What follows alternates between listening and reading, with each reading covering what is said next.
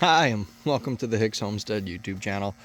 My name's Wade, and on this channel we talk about stuff related to building and constructing a brand new homestead on essentially virgin ground, and reviews of my off-grid living in my camper until the house is built.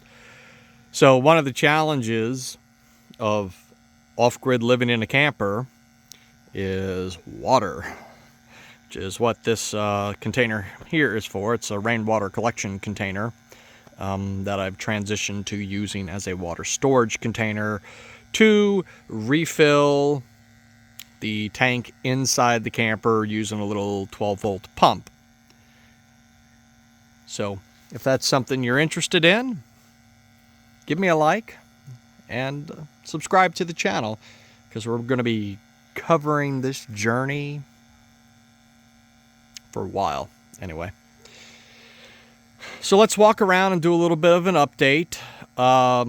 Right now I am transferring water from that storage container to the camper, so I figured now was a good time to do an update while I've got some downtime and I'm waiting for water to fill that tank. So far I've pumped about a third of that tank's capacity. It's a 50-gallon tank, so I've pumped about a third of that into the camper, and I'm waiting for it to overflow, which could happen here in a couple of minutes. So it may be a shorter video. Update on the house. The roof is on. The windows are in. There's a few windows that need to be repaired, and I think one that may need to be replaced. Very quick progress on the house. It's one of the reasons I haven't made too many updates. But drywall is going up tomorrow. So from the last update, it was just kind of framed in and dried in. And now all of the roughed-in plumbing, roughed-in electrical have passed inspection, and we're moving forward to putting up drywall. So that's exciting. I may do a quick walkthrough video after I film this one on what I did to install my ham radio stuff inside the house, so I can get my coax from inside the house to outside the house without running it through a window like I've done previously. Anyway, I digress. Let's zoom back out and go check on the Pecaron power station. After the rain stopped this morning, had a pretty good solar day.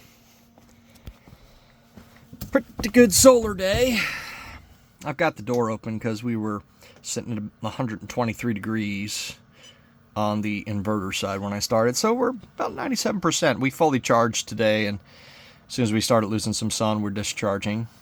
I've got my 2-meter ham radio hooked up. It's a Yaesu FT2900R, so it's like 75 watts out, something like that. And I'm actually using everything on this power station, including all of these solar inlets. So I've got a 130 watt panel here, and then two 1200 watt nominal arrays. I'm gonna get about 1,000 watts off of each one of these in reality at peak production. So interesting. I've got the Starlink back there running, and my little security camera system running. I haven't reconnected the mesh network, but anyway, the ham radio stuff goes up to my dual band antenna right up there. And we are sitting at about 35 feet up in the air. So that's always a fun thing. With that, I'm hitting repeaters 30, 40 miles away, depending on what the height of the repeater is. So pretty good preparedness stuff with the Pecaron. I haven't gotten any reports of noise, but it is FM. I would assume that I might have some noise once I hook up my HF rigs to it. If you're new, there's a security camera system over here, and then there's my weather station. This is watching for the first time. New addition to the homestead. Take a little peek around here. No water coming out yet. New addition to the homestead. No, not the side-by-side. I'm selling it, and I'm gonna get a four-wheeler because this four-wheeler is too small. It's only a 250 to pull this. This is one of those DR pull behind brush mowers. And let me tell you, this thing is quirky. It doesn't charge the battery, so I have to recharge the battery. There's nowhere to mount the hour meter, so I zip tied it. At 5 hours, we get to do an oil change. The belts jumped off on it twice. So I've had to put the belt back on. These things have come loose multiple times. There's no Loctite on there. I'll do a little bit more thorough review of this. And I haven't put the heavy-duty blades on because I need a bigger set of sockets. And you can't buy one socket the size you need. You got to spend 80 bucks on a set of impact sockets.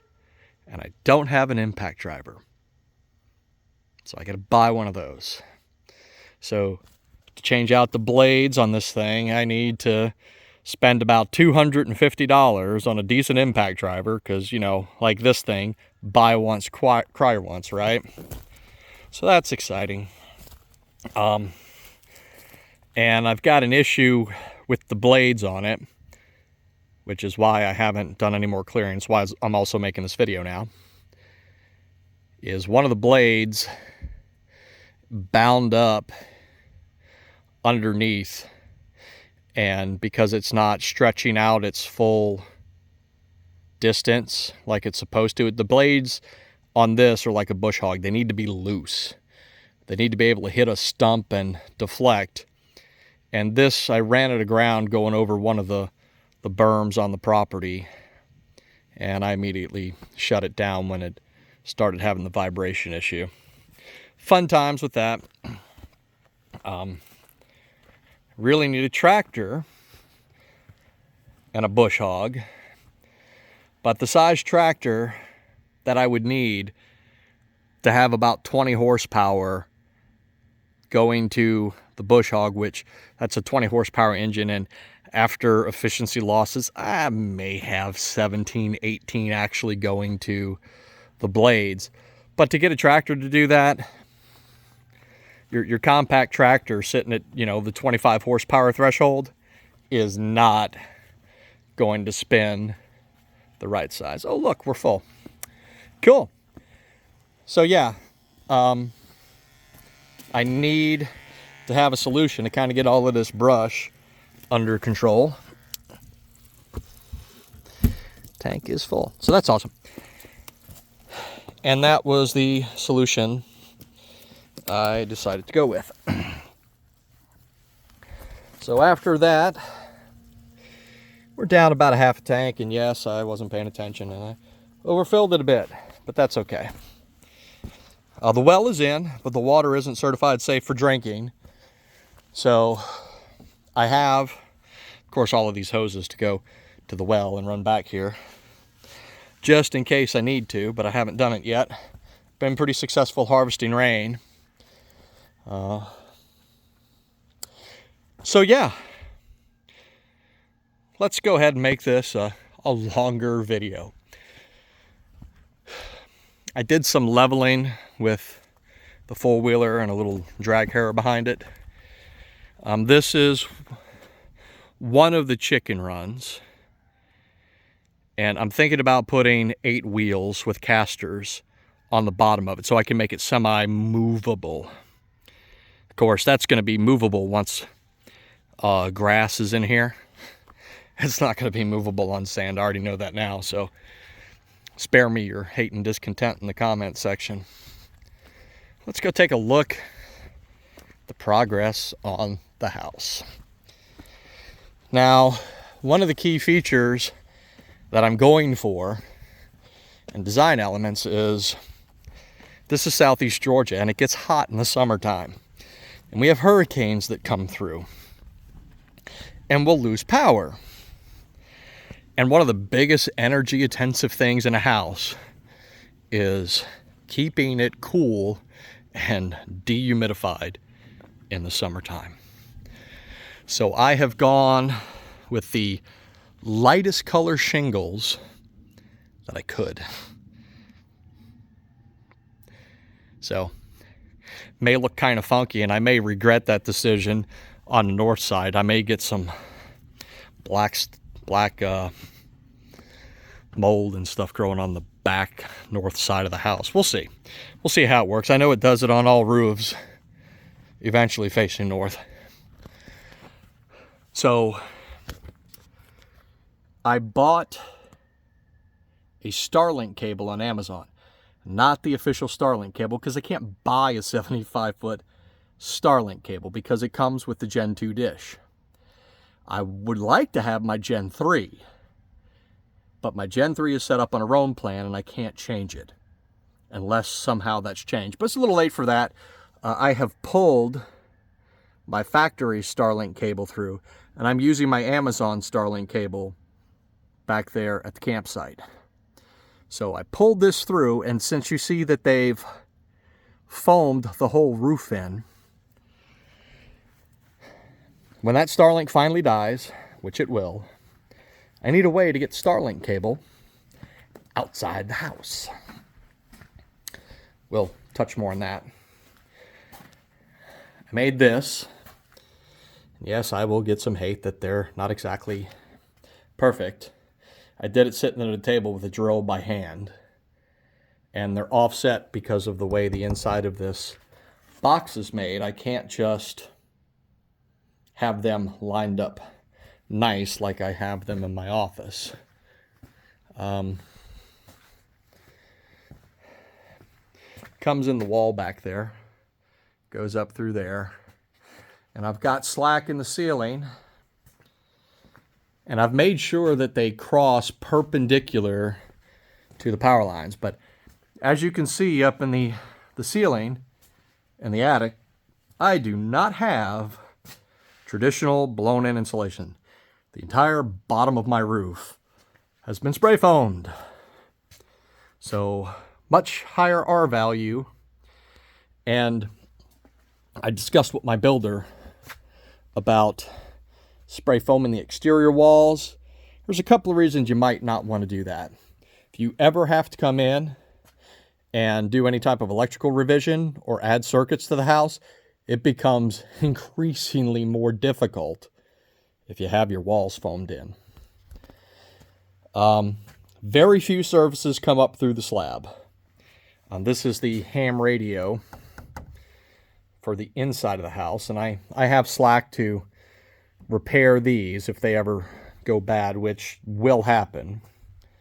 This is where my Starlink comes into the house right here. So this is the Starlink cable, and I can pull slack out and also push slack back into the wall. But one of the things that they did that I wasn't expecting them to do, I have to go around the other side, is they spray foamed all of the penetrations going into the attic. That is going to be a pain to pull that cable through it. But this cable can only go one way. I will pull it this way and pull it out, which will eventually pull that plug out with it. And then I will have to tie a rope to it, and I will have to feed it back through. And once I get in the attic, I can work in the attic because there's not going to be any insulation covering anything. But how on earth do I get it to go outside of the house? Well, it runs over here, across the attic, across through my bedroom. And right there, I have slack, where I can push and pull slack. And it goes all the way down and then out the wall right there. So it's all glassed in. Yes, that's a path for air to escape. And they didn't just do my stuff. They did all of the electrical penetrations. Anything going into the attic, I don't know if that's code. So comment if that's code. I'm not entirely sure. Only thing that goes through slab is plumbing, electrical, vent lines, and plumbing for the island. I don't think that's a vent line, though. I think that sink vent's weird. One thing I had to add, and yes, change orders in construction can be a pain in the butt. I had to ask them to add a hood vent for my stove. And the other floor plan that was similar to this that they were building, they put the air handler right here in over where the kitchen would be. And that was cool and all, but it made it pretty difficult that when it comes replacement and upgrade time for the air handler to get it out. So I had them frame a door, full-size door, where I can walk into the attic. I don't have to crawl through a hole like they did in the other house. They cut a hole and put a little door in that was like a 2-foot by 2-foot door, just big enough to get the air conditioner back out, and I didn't like that.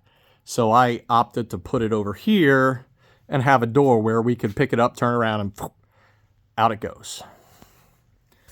2 returns, so the system's relatively balanced, and plenty of storage in the garage. This is my first time ever spray foaming in a house like this. But kind of interesting. They just kind of staple plastic and they just spray foam against it. That's a new one for me. And I almost want to insulate the garage. I don't have that much really to insulate in reality, but it doesn't really need to be a insulated space, and it is something, and at the end of the day, if I do wish to do it, it shouldn't be that hard to accomplish, because that'll all be open. That'll be easy to spray foam, and I can remove the drywall off of that section if I have to. That's way down the road. Place is still a mess. There's the well. Well went in. I've got to get water softener and stuff for it, because it is hard water and it does have that wonderful smell. Water line coming in. It's not insulated there. I'm not entirely sure why not. That'll be a concern on a really, cold day. It's insulated in the wall, but then it goes up into the attic and it's not insulated. So maybe they're thinking there'll be some heat spillage to keep it from needing to be insulated. But that is something, since this is all open, I can crawl in the attic and shove insulation in there after the fact. Electrical is here. I haven't put anything in. It's just all roughed in. Eventually, for off-grid, I will have some panels to the side of this, and I'll have to rip the drywall out to do it correctly, but that's probably not that big of a problem for the off-grid stuff. I have this whole wall in here to put batteries. So that's coming. That is coming down the way, and this house will be off-grid, which is why I've insulated it the way that I've had them insulated. Got to exceed that, and it's actually really nice in here right now, even though it warmed up a bit today.